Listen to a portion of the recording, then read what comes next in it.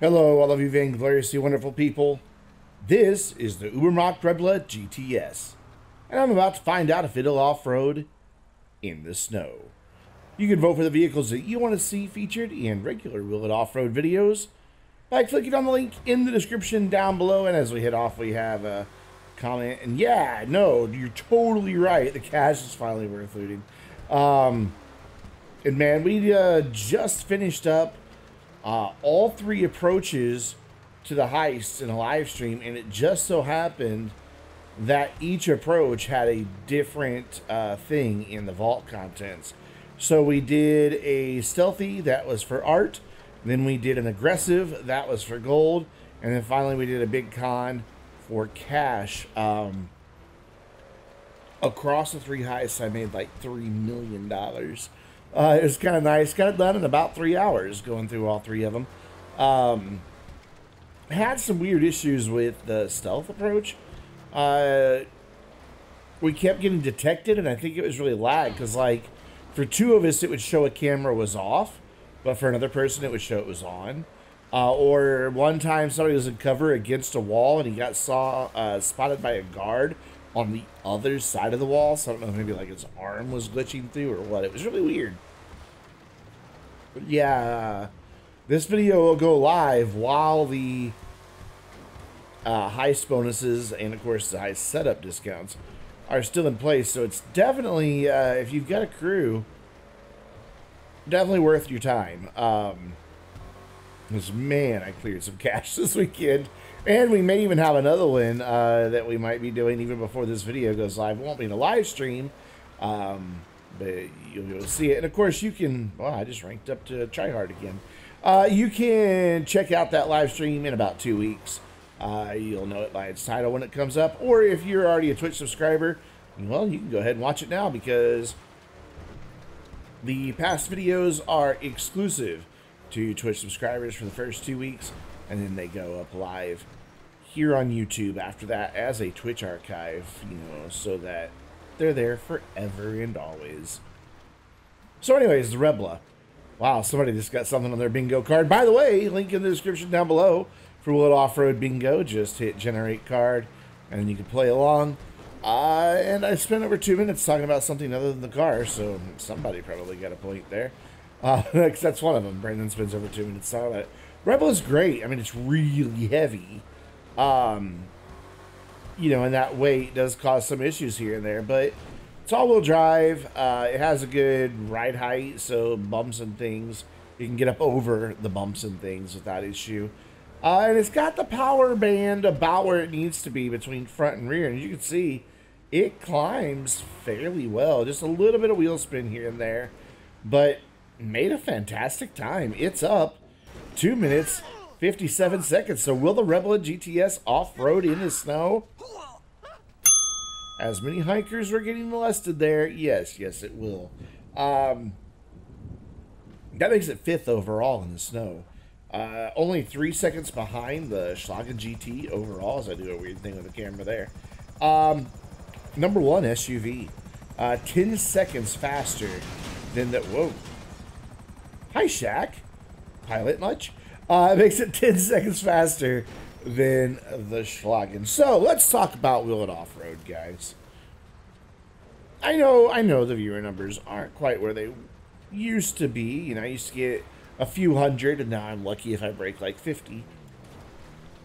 But my approach to videos has always been, as long as I have a good handful of people still enjoying the videos, I'll keep making them. I'm not a huge YouTube channel. Obviously, I don't make money off of YouTube. I mean, I make a tiny bit, but not anything. It doesn't even pay a bill, like, in a month, not even one. Like, it takes me, I don't know, 6 months to be able to pay, like, 1 month of my cell phone bill, you know? So it's not like I'm making a lot of cash off of YouTube here. So I continue to crank out the videos in hopes that, in hope that when I do gain an audience and get traction with that, but two, that for my loyal fans who do like some existing series, that you get to keep enjoying what it is you want to see. So yeah, the viewership's down, and normally that wouldn't really concern me all that much. Happens with a lot of my older series as time goes on, not as many people watch. But the telltale sign that I think indicates we either need to scrap Will It Off-Road or do something different is we've gone 10 days without a single vote. This year, because the votes reset on January 1st, this year there have been, last week I said it was 10 votes. It's actually, there were 3 votes for 8 different vehicles. And that's it. Or maybe it's 8 total votes because I voted 3 times in 2 and 2 times in 1. I think that's more like it, yeah. So it's probably only like 5 vehicles, honestly, that have been voted for. And that indicates to me that the interest isn't really there. So, wow, okay, there's a nice rollover. Okay, we're on our wheels now. So, what we're going to do is introduce a little bit of a change to Will It Off-Road. It's not going to be a permanent thing. Well, okay, it will be a permanent thing, but it's not going to be what is featured every week. What I'm thinking about doing is alternating between the regular Will It Off-Road and the new thing with Will It Off-Road. And I don't really want to give too much away about what that new thing is. I still have enough footage for 1 more week of Will It Off-Road in the snow. That might run next week, or maybe the new thing will. It just depends. Haven't quite decided yet how I'm going to work that out, but we are down 2 minutes, 57 seconds, almost identical time that it took it to climb the mountain. Got down like, I don't know, not even half a second faster than it went up, which is kind of cool. So we do the damage descent. Commander had a premature damage descent in his benefactor, so he decided just to cargo bob it and just drop it and let it do its own solo damage descent down ahead of us. And it actually gets pretty far before it finally stops going down the mountain. You'll see it here in a minute. Right now it's currently ahead of me. So yeah, we're going to be doing something a little bit different for Will It Off-Road. I'm not quite sure yet how to incorporate your voices and what content gets featured in those Will It Off-Road. I guess it's a spin-off. It'll still be under the Will It Off-Road banner. Yeah, there's Commander's car. So be watching for that, and I'm going to be thinking long and hard about how I can incorporate it, because I like that Will It Off-Road has morphed into a community thing.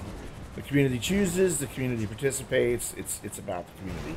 And the community will be involved in the recording of the new videos. Wow, we have an engine rattle, guys. The Rebla is struggling a little bit. This is actually the second damage descent that or controlled descent. Sorry, damage descent. No. We did 2 controlled descents. Sorry, I should have mentioned it earlier. Yeah, we did 2 controlled descents.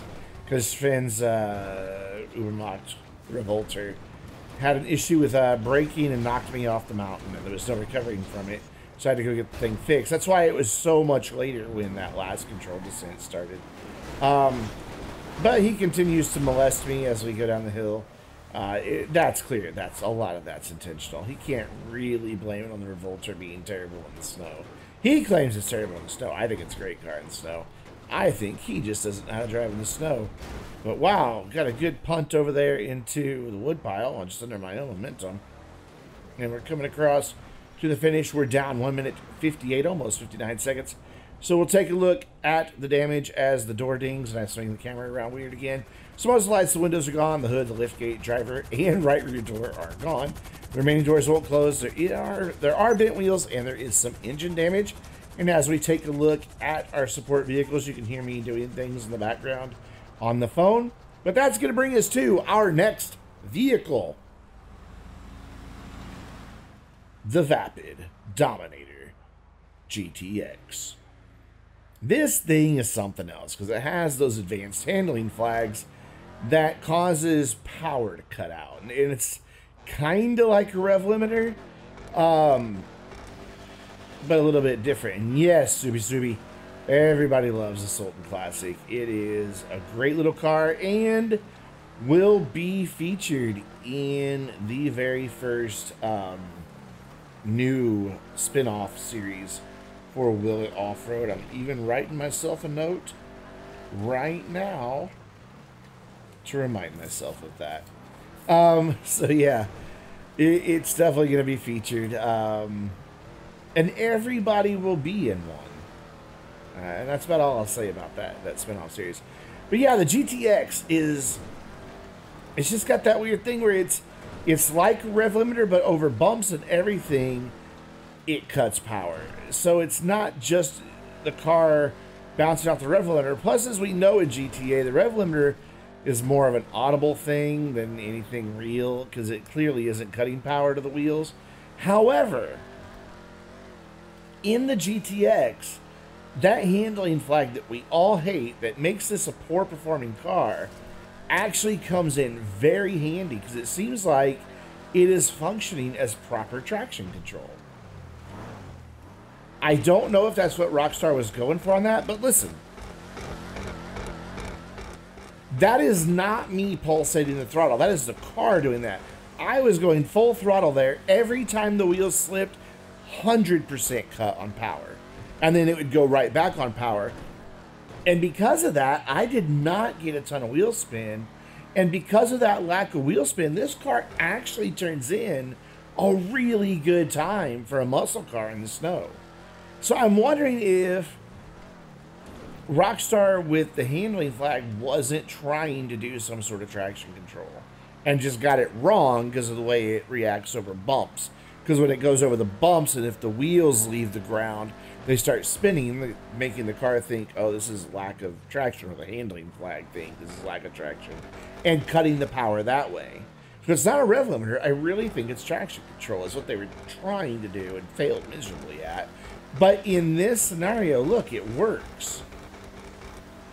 The car just keeps going. It's hilarious because it's just sitting there, bam, bam, bam, bam, bam, constantly. So it's not just going to do the bap, bap, bap, bap, bap off the rev limiter. It's actually just completely killing the power. And it's kind of given me a newfound respect for that handling flag in this regard.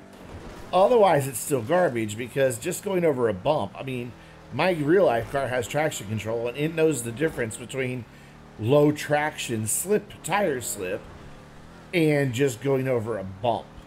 It's smart enough to know that. So if Rockstar could figure that out and actually put in a traction control, that could really change things. I mean, like, seriously, it could. But it climbs just fine. It does great. Look at this. Again, sitting there cutting power nonstop, but it's what I needed because we're up in 3 minutes and 18 seconds. So will the Dominator GTX off-road in the snow? Yeah, surprisingly well. That's only 36 seconds slower than in dry conditions. Yeah, what was that indeed, NPC? I'm impressed. I am truly well impressed with that. 36 seconds slower for a muscle car, as we saw last week, isn't so bad. You know, we had the Coquette that took, what, 8 minutes longer to get up the mountain than normal. So, yeah, you know, not really anything to, you know, scoff at. It's respectable the way it worked. It's suddenly nighttime because Shagnator had made a poor choice of vehicles when he first started out. Couldn't get up the mountain, and he changed vehicles. So since he was already on his way up, we decided to wait for him to come on up before we started our controlled descent. It's only polite. You know, since Will It Off-Road in the snow isn't as dependent on night and day, I try not to record at nighttime, but it just happens because you never know. We did get a lot more snowfall this past season than normal. I turned the headlights off. I don't know if that makes it better or worse. I haven't watched this on a smaller screen yet to know. My guess is because there's not so much contrast now between the headlights and the terrain, that it might actually make it a little bit easier to see on a mobile device. But for those of you on mobile devices, on your phones, and like the 6 people in the world who still use tablets, please let me know, is it better with the lights on or off? Just, if you don't know, rewind to a minute ago when the lights were still on and then let me know. So we're doing fine going back down the hill. It's just a matter of, you know, keeping the speed down, not riding the brakes through a corner, you know, that type of thing. I actually managed to get a decent amount of speed, though, if I remember right, down this last little bit. Yeah, I mean, a little bit more than I normally would in a car, but I was feeling kind of brave. And it's obviously handling it really, really well. Um, Again, the GTX is just a good muscle car in the snow. It does really well. It's not phased by it. Yeah, it goes slower because it's constantly cutting its power. And you could argue all day long whether or not that's a good thing or a bad thing, but it does make it a drivable thing. You know, not something you really have to fight against. This whole run, except for right there, was real easy. Up and back down. Just no struggle at all. Again, in a muscle car. You normally can't say that about muscle cars in the snow in GTA. Even managed to attempt a little bit of a drift till the power cut out on me. But yeah, I was just very pleased overall with the performance of this car. And we are down 2 minutes, 54 seconds as Sven, I think, goes flying off the side. So we're back up at the top. Gonna fling this thing off the side and see how beat up it gets.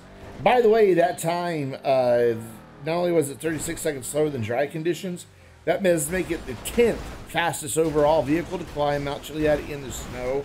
And second muscles behind the clique by 14 seconds, but ahead of the next car, which I forget what that is, by about 20 seconds. So it's kind of occupying its own second place there, all by itself.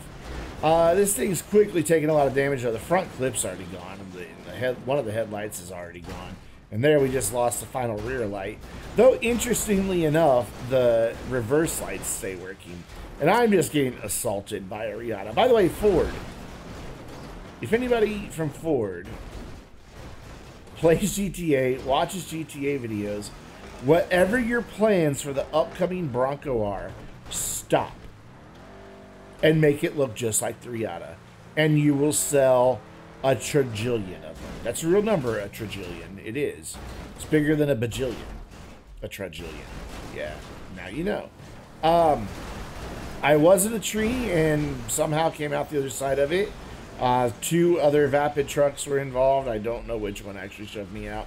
However, I'm doing this whole run on my roof. Yeah, I love the look of the Riata, and I really hope that Ford doesn't mess up the upcoming Bronco relaunch, though I'm afraid they are. They're just going to give us like that Ford Everest and call it a Bronco. I don't know, that'd be like making an electric SUV and calling it a Mustang. What a terrible idea that would be. Yeah, it's